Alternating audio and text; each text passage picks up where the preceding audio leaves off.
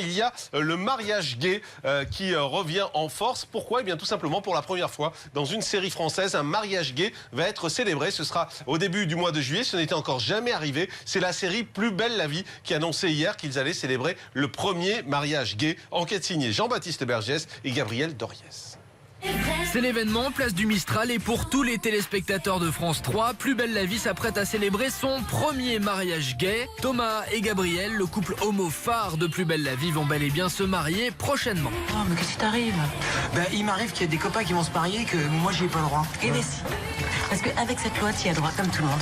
Avec la loi peut-être, mais pas avec Gabriel. La touche de génie, la cerise sur le gâteau pour Plus belle la vie, c'est de savoir s'adapter à l'ère du temps en un temps record. Il a quand même la seule série où on voit une flic noire, un avocat arabe, des homosexuels, donc il était temps et ça fait du bien.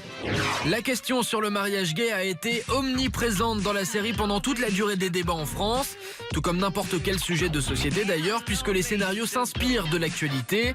Retour sur une série dans l'air du temps avec les acteurs de la série que nous avons pu rencontrer en exclusivité.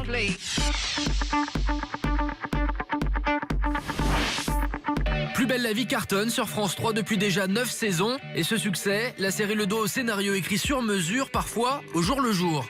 C'est ça le secret de Plus belle la vie, c'est d'aller au rythme de la vie de tous les jours de monsieur ou de madame Michu. C'est une série qui colle tellement à la vie qu'il y a des hommes politiques qui la regardent pour savoir ce que c'est que la réalité et que le quotidien en France en 2012-2013. Les scénaristes de Plus belle la vie s'adaptent aux problématiques des Français. La série parle des préoccupations de monsieur et madame tout le monde. Divorce, chômage, maladie, mort. Aucun thème de la vie n'est occulté. Une série réaliste qui suit l'actualité. On a des auteurs qui travaillent pour nous, des scénaristes, des dialoguistes. Tout ce petit monde travaille beaucoup et nous on est juste un réceptacle en fait. Et on essaie de rendre un peu ce qui a été écrit. C'est évidemment une série identifiante, à la fois pour ceux qui la regardent, mais aussi pour ceux qui la font. Il y a une sorte de symbiose totale dans l'écriture et dans la réalisation qui fait que lorsque vous regardez Plus belle la vie, vous vous regardez vous-même.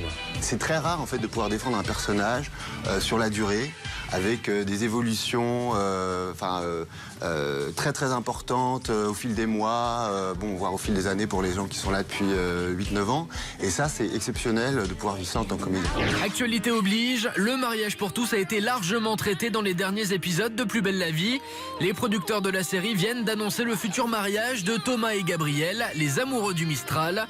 France 3 a confirmé l'information. Tu comptes énormément pour moi et je te le dis pas assez souvent. C'est bien que tu te rendes compte. Pour l'instant, le mariage pour tous fait toujours débat au sein du Mistral. Si Thomas et Gabriel prévoient de se marier, certains voisins, comme dans la vraie vie, ne voient pas cette union d'un très bon œil. Myrtha, faut vivre avec son époque. Les homosexuels ont les mêmes droits matrimoniaux que nous et ça change rien pour personne. Mais enfin, deux hommes, ils vivent déjà ensemble. Qu'est-ce qu'ils ont besoin d'aller se marier? Ils se marient quand même pas à l'église. Encore heureux. Malgré les réticences de Myrtha, Thomas et Gabriel vont bel et bien se marier. L'épisode devrait être tourné très prochainement pour une diffusion cet été. Nicolas Guerre, notre spécialiste de la télé, un mot là-dessus.